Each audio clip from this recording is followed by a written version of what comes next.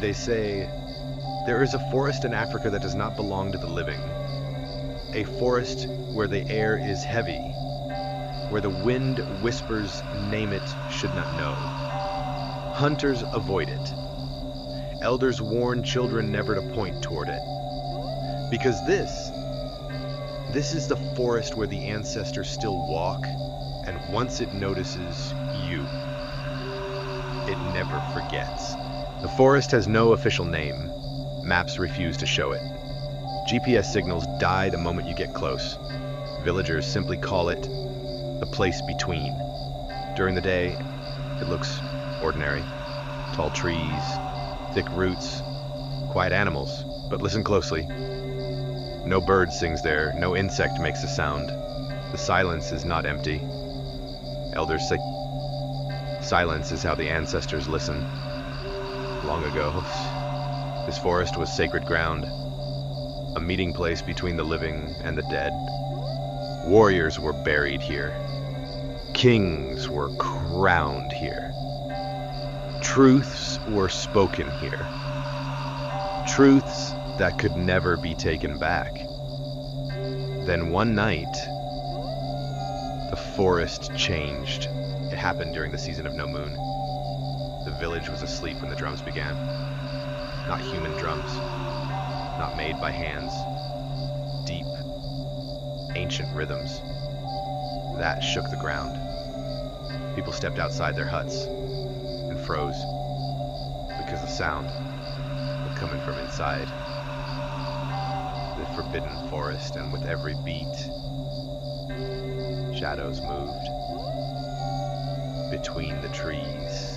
Tall figures, wrapped in smoke, walking slowly. By morning, 7 villagers were gone. Their footprints led straight into the forest. None ever came back. From that night on, the elders made a rule. No one enters the forest after sunset. Years passed. Then one evening, a young boy named Cat went to fetch firewood, too close to the trees. The sun dipped below the horizon, and the forest breathed. That was when he heard it. A voice, soft, familiar, calling his name. Cato. It sounded like his grandfather, but his grandfather had been dead for 10 years. The voice came again. Cato, come home. The forest shifted. Roots moved, chug, like fingers. Cato ran. He made it back to the village. He was never the same. That night, he spoke in a voice not his own. And he told the elders, they are awake now. The oldest elder finally spoke. His voice shook. He said, the ancestors were restless. Long ago their burial ground had been disturbed, a sacred oath broken. Now the dead were walking again, not to harm, but to judge. The forest was calling back bloodlines that belonged it. If the truth was not restored, the ancestors would come out. 3 people volunteered. A hunter, a priest, and a woman who could speak to spirits. At the edge of the trees, the air turned cold. They stepped inside. Immediately, the forest changed. The path behind them vanished. Whispers surrounded them. Faces appeared in the bark of the trees. Eyes opened in the darkness. Then they saw them.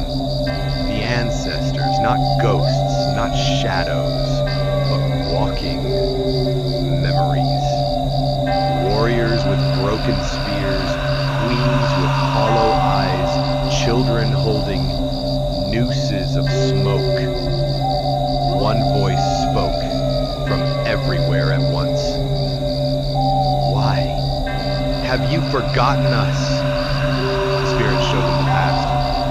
Betrayal. Sacred land. Sold. Bones moved. Promises broken. For gold. The ancestors were erased from memory, and memory, quiet pause, is how the dead. fell to her knees. She apologized, not for herself, but for the living.